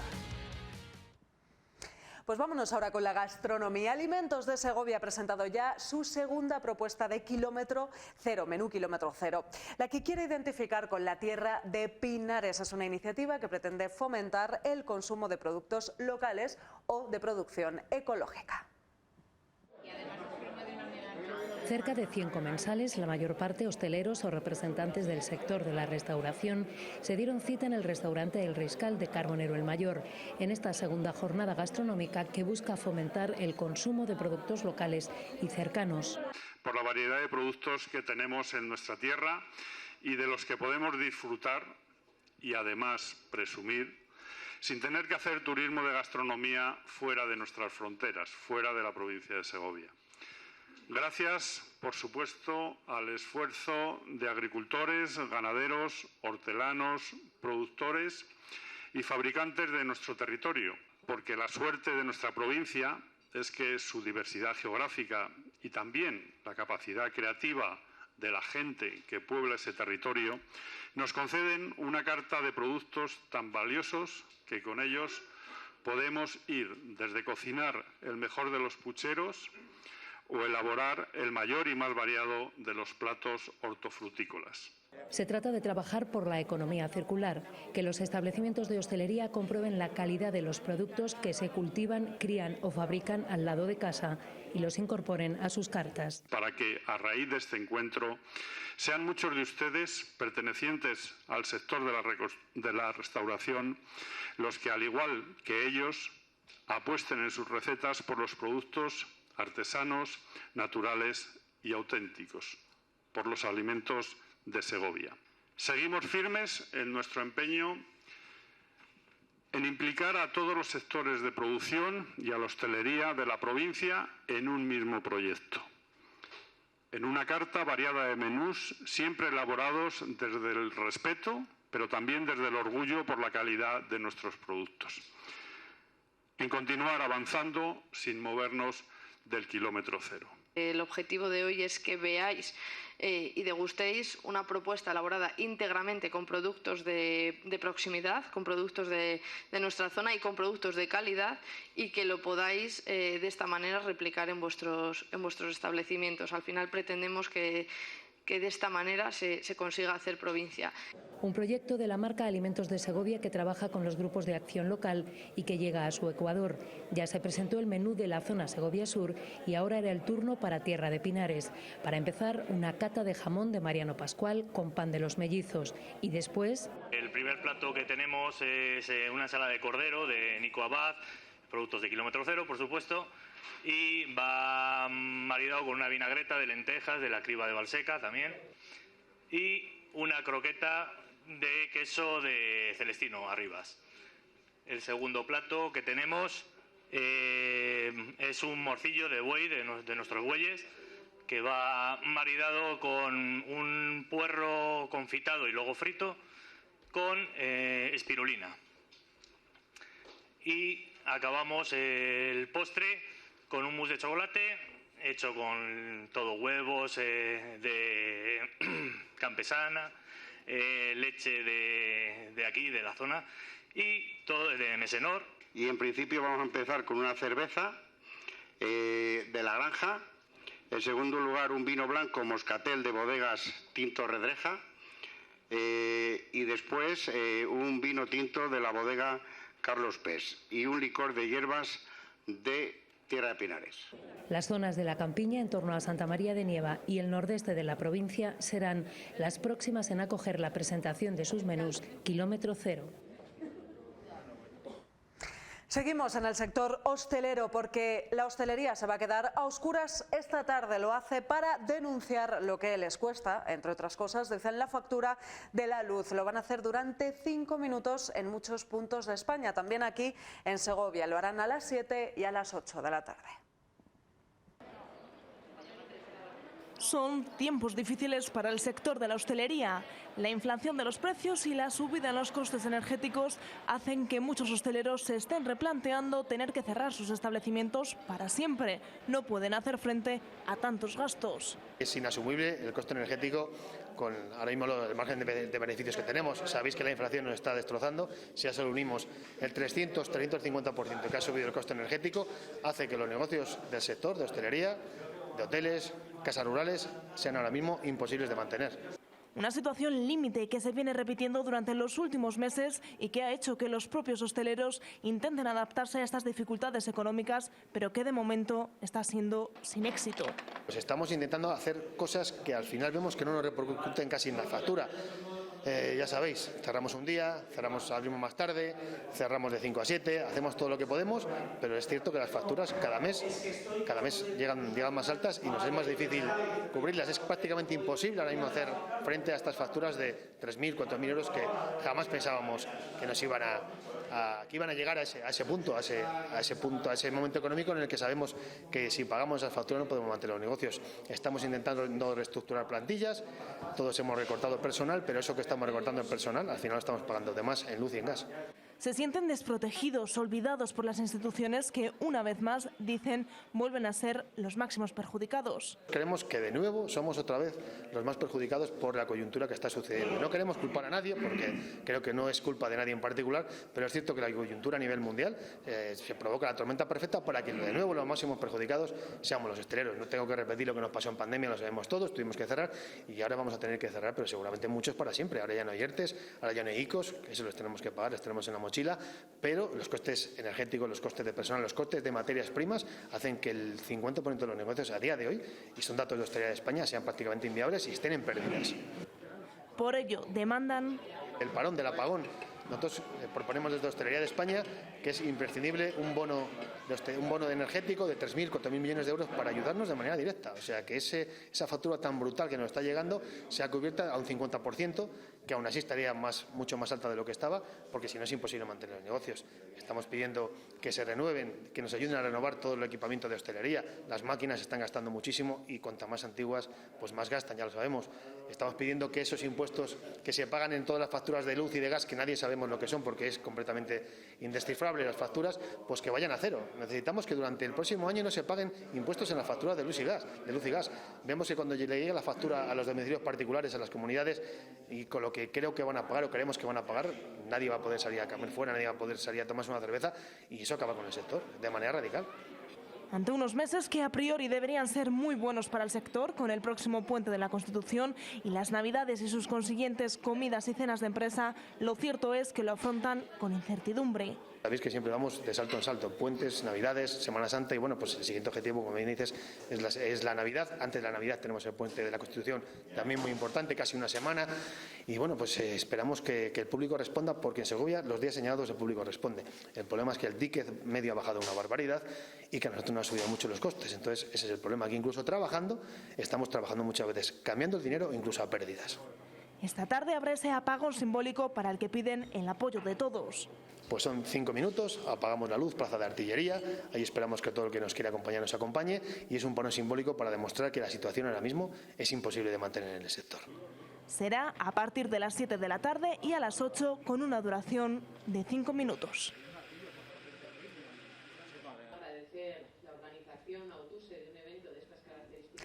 Y hoy también se han presentado los ganadores del concurso de tapas y cócteles por Segovia Especial San Frutos. El bar Socorro se ha alzado con el premio de mejor tapa profesional en este certamen.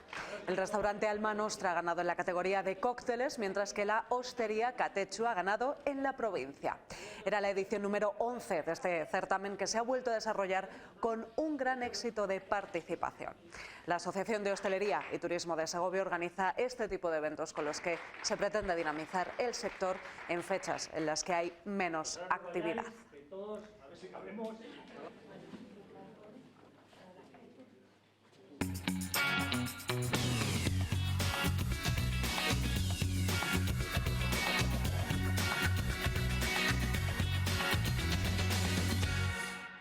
Pues son las 6 menos cuarto de la tarde, seguimos en directo en 8 Magazine.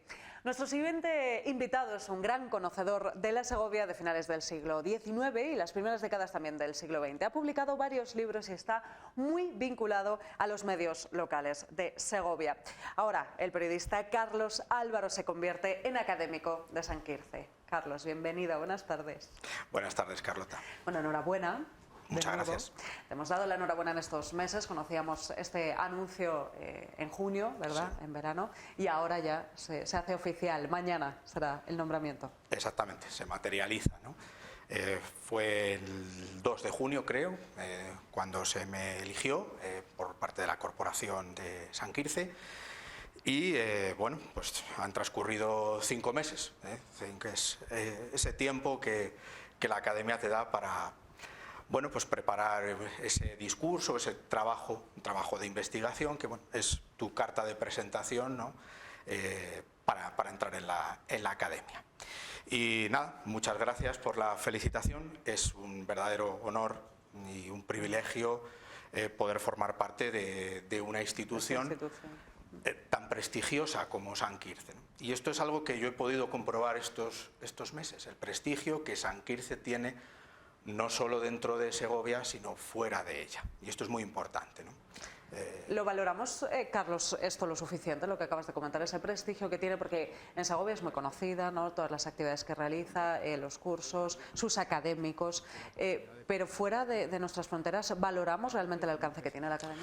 Pues como tantas cosas, como convivimos con ellas, a veces no valoramos ni el acueducto. Es verdad, ¿verdad? Pasamos y no lo miramos ya. Exactamente. Pero bueno, es una academia que yo creo que hace honor a sus orígenes, populares, porque surgió como universidad popular y que es accesible, efectivamente, y que hay que darla también a conocer, ¿no?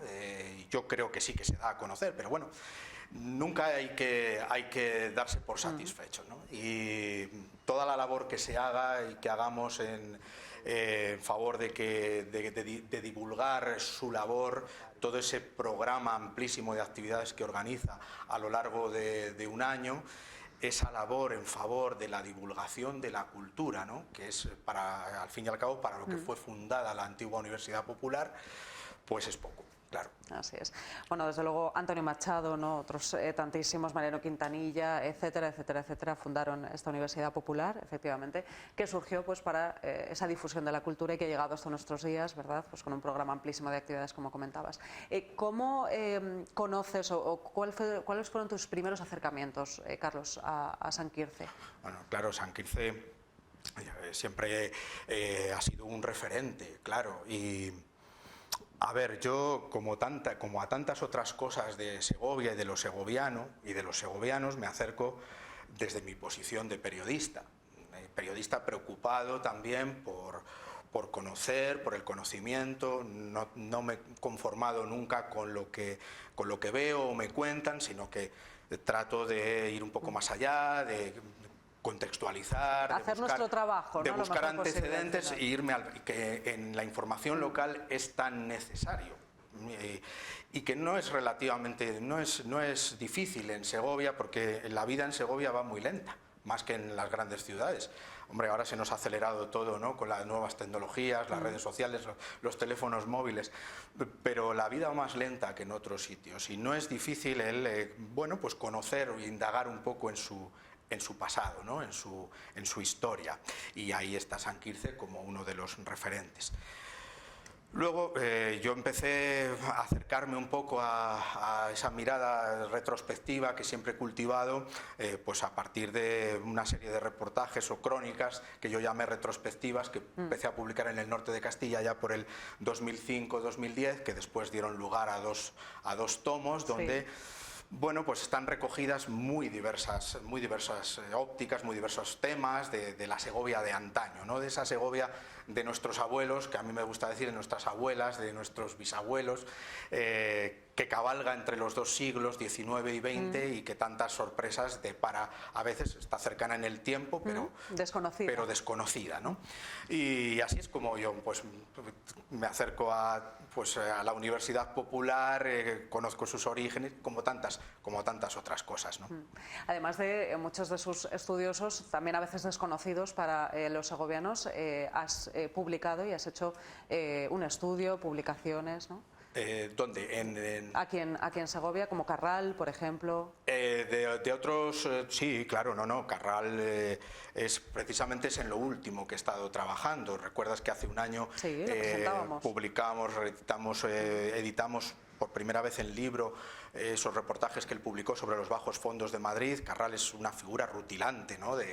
del pasado más reciente de Segovia, pero igual que Carral, pues está su suegro, que era José Rodao, del cual publiqué una biografía. Bueno, me he acercado a muchos, gracias a ese interés también me he acercado a muchos personajes de la época o anteriores, que la verdad es que dan mucho de sí. Claro. José Rodao, además también uno de los fundadores, ¿no? de la Universidad Popular Segoviana. Sí, Rodao está en el cuadro, figura igual que Antonio Machado, en el cuadro de fundadores de la Universidad Popular, como Mariano Quintanilla.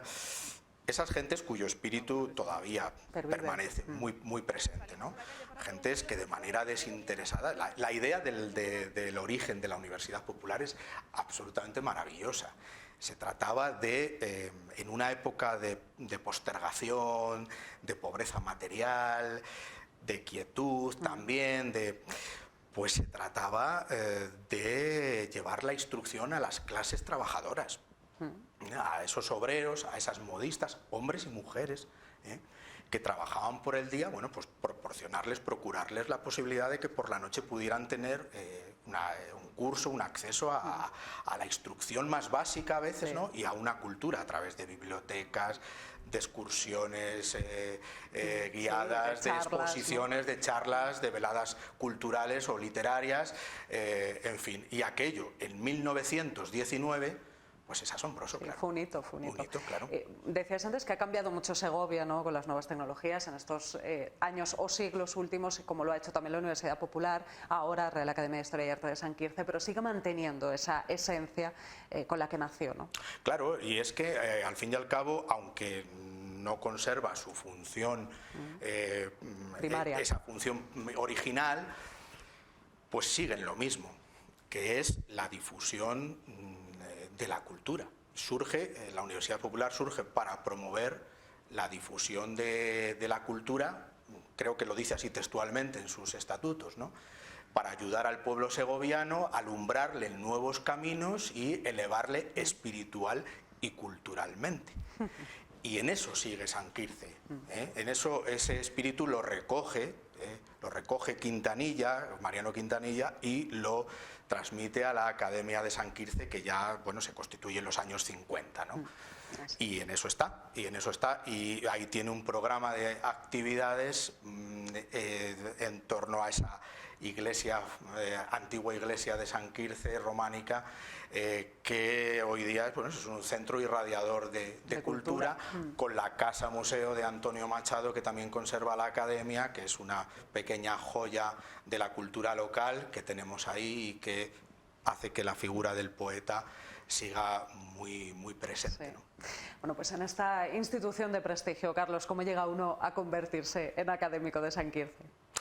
Bueno, esto, claro, agradecido estoy a la corporación, a los académicos, que son los que me han elegido, claro. ¿Cómo funciona, Carlos? Bueno, ellos eligen en una sesión extraordinaria, eligen a las personas que ellos creen, pues se producen vacantes.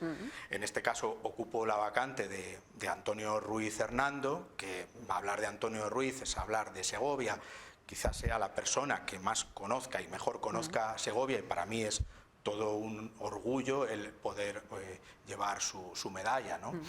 Y bueno, pues van eligiendo a las personas que, bueno, se han distinguido en cultivar un poco los fines que San Quirce promueve, ¿no? Y bueno, pues luego lleva sus tiempos y tiene su liturgia. Y agradecido evidentemente a los compañeros, personas, bueno, de gran talla intelectual y yo también diría que moral, evidentemente, que, bueno, siempre conmigo se han mostrado, pues, bueno, han sido conmigo especialmente, ¿no? Han valorado mi trabajo y bueno, a veces con muy buenas dosis, con muchas dosis de benevolencia, ¿no?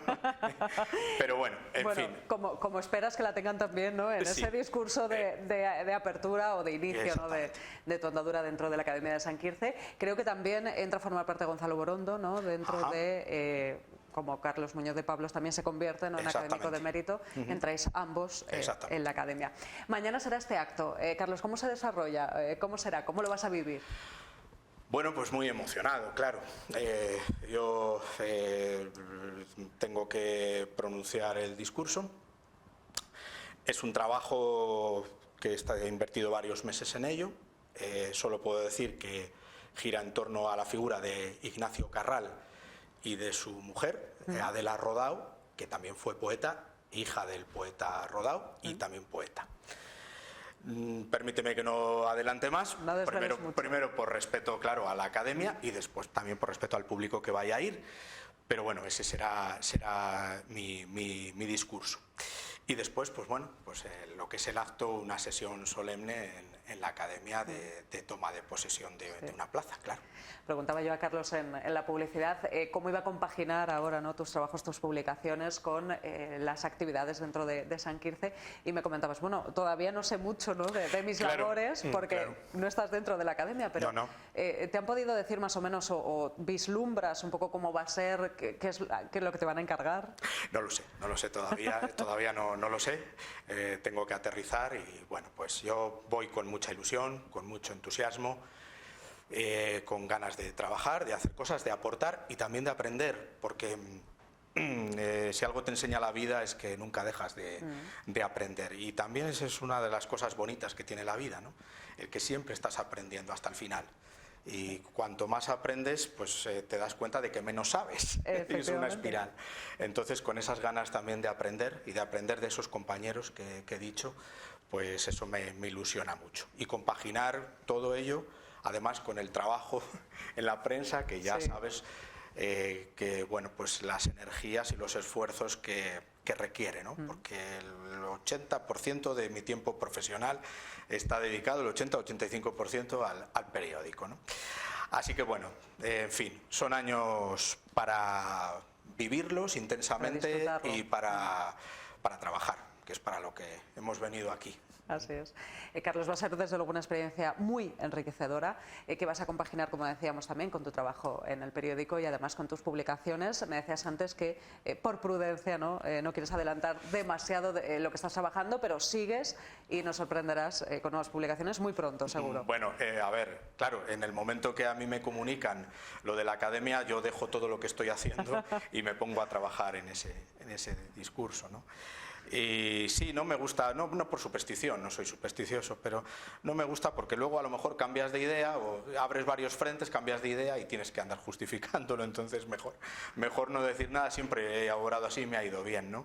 Bueno, hay cosas, hay trabajos empezados, y siempre lo más importante es que hay interés y pasión, ¿no? Entonces se trata de eso, en todo lo que hagas en la vida hay que ponerle... Hay que hacerlo por gusto. Eso desde luego. ¿Crees que ahora dentro de la academia o como académico de Sanquirce te va a ayudar también a lo mejor en tus trabajos, no sé, en darles una vuelta, en que te surjan nuevas ideas, nuevos temas? Sin duda alguna, la cercanía a la academia es muy importante, ¿no? A sus fuentes, a su documentación, seguro. Luego la academia tiene una publicación muy importante, ¿eh? Dentro de esas actividades que he citado antes está la publicación de Estudios Segovianos, que es ese boletín, esa revista anual que publica desde los años 40, ¿no? Y donde expertos, estudiosos, especialistas en diversos temas de la historiografía local y del arte, pues van publicando sus trabajos, ¿no? Y esa es otra vía también para publicar, claro que sí. Además, la academia está abierta en muchos frentes, ¿no? No solamente historia y arte, pero en muchísimos formatos, ¿no? Está, por ejemplo, el periodismo, está el arte como tal, como lo conocemos, ¿no? Pero después pues hay muchísimos frentes. La academia está representada en fundaciones, a la academia se le piden informes cuando hay alguna duda en materia de conservación del patrimonio histórico, el patrimonio natural. La academia tiene voz, claro, en esos aspectos. En fin, muy importante. Yo también siempre he tenido ese interés, ¿no?, por la conservación. Segovia es una ciudad que es una joya y es una gran suerte vivir en ella, ¿no? Aunque también tenemos que adaptarnos a ella, ¿no? Tiene sus inconvenientes también, adaptarse a vivir en una ciudad histórica, en una ciudad protegida, pero eso es lo que la distingue, claro. Y en esa labor de protección y de conservación del patrimonio, claro que hay mucho interés. Yo siempre he sido especialmente sensible a esos temas. He sufrido mucho viendo las pintadas esas que han hecho estos días en edificios que no están protegidos porque no son monumentos, pero que forman parte de la ciudad vieja que está protegida. Y eso me sangra, ¿eh? Eso me produce especial indignación. Así es, yo creo que nos pasa como segovianos o simplemente como viandantes, ¿no? Esos ataques gratuitos al patrimonio. Carlos, pues tenemos mucha envidia sana, ya lo sabes. Enhorabuena de nuevo y estaremos mañana en ese nombramiento como académico de Sanquirce. Muchas gracias, Un Carlos. placer. Muchas gracias. Bueno, nosotros continuamos, lo hacemos ahora hablando del ciclo otoño-enológico de la Fundación Caja Rural.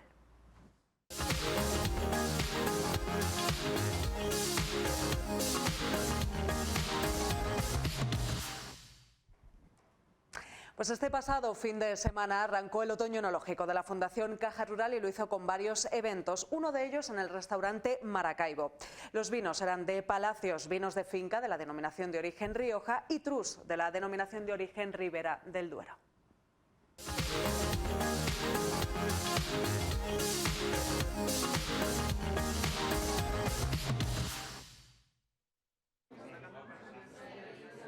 El sábado se sumó a las actividades del otoño enológico de Caja Rural Casa Silvano Maracaibo. Lo hizo una vez más con un maridaje de lujo.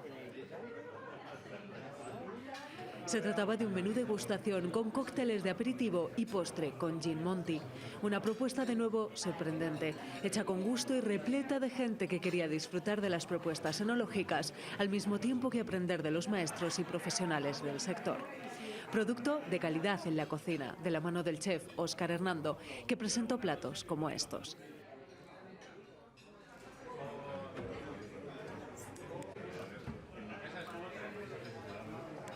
María José Jurado, gran ambasador de Palacios Vinos de Finca, fue guiando el maridaje. Somos un grupo de 3 bodegas, elaboramos la primera bodega del 99 que elaboramos en Bodegas Trus, que nace en el 99, y seguidamente en el año 2012 aparece en Rioja, estamos en Landa de Legua, al lado de Logroño, a 5 kilómetros. Aparece Onace Nivarius, que significa nevera, y solamente es la única bodega de España y de Rioja que elaboramos solo vinos blancos. Lo hizo transmitiendo el sentimiento y la pasión del bodeguero Javier Palacios, un enamorado de la Borgoña que ha trasladado la elegancia francesa a su proyecto. El primero de los vinos fue Nivarius edición limitada, un Rioja de Viura y Maturana blanca, conforma un blanco poderoso que se cría en toneles de madera de gran capacidad, para dar lugar a un vino estructurado, potente, lleno de notas de fruta y muy expresivo, que gana en matices con tiempo en la copa. Sorprendió la garnacha de Proelio, un vino muy mineral que maridó a la perfección con la propuesta gastronómica. Una velada que volvió a sorprender, de las primeras de la 13ª edición del ciclo Otoño Enológico de la Fundación Caja Rural.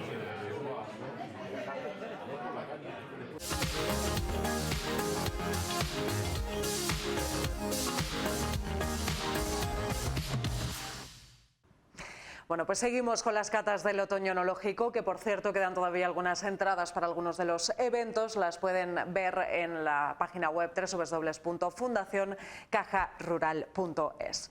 Bueno, pues otra cata que tuvo lugar el fin de semana fue en el restaurante Casares, con vinos de Montilla Moriles y también bodegas Valderiz. Vamos a verlo en este reportaje.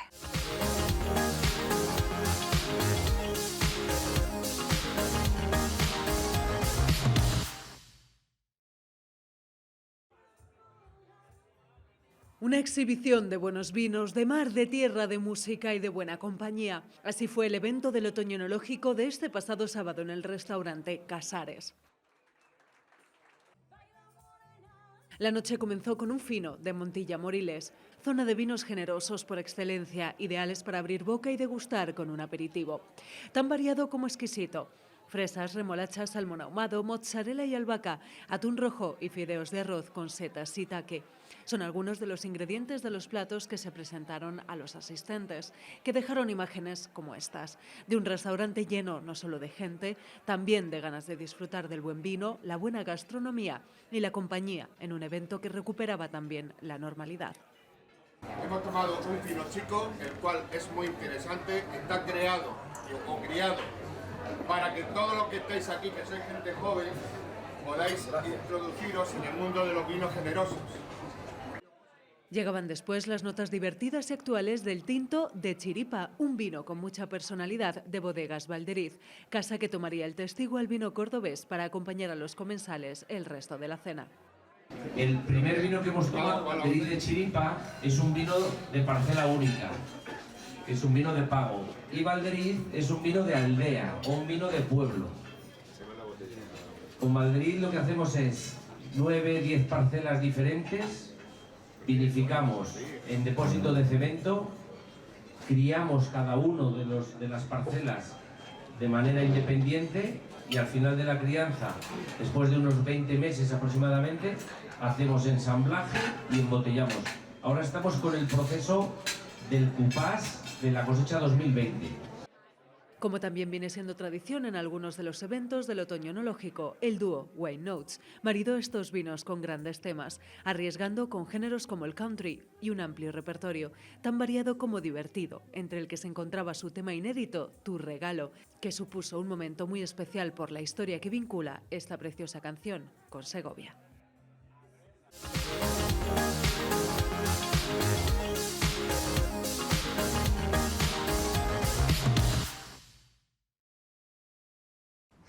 Pues hemos llegado ya así a las 6:10 de la tarde. Así nos despedimos. Mañana volvemos como siempre a las 4:20 con más de 8 Magazine en directo. Gracias por haber estado con nosotros una tarde más. Feliz tarde. Adiós. Hasta mañana.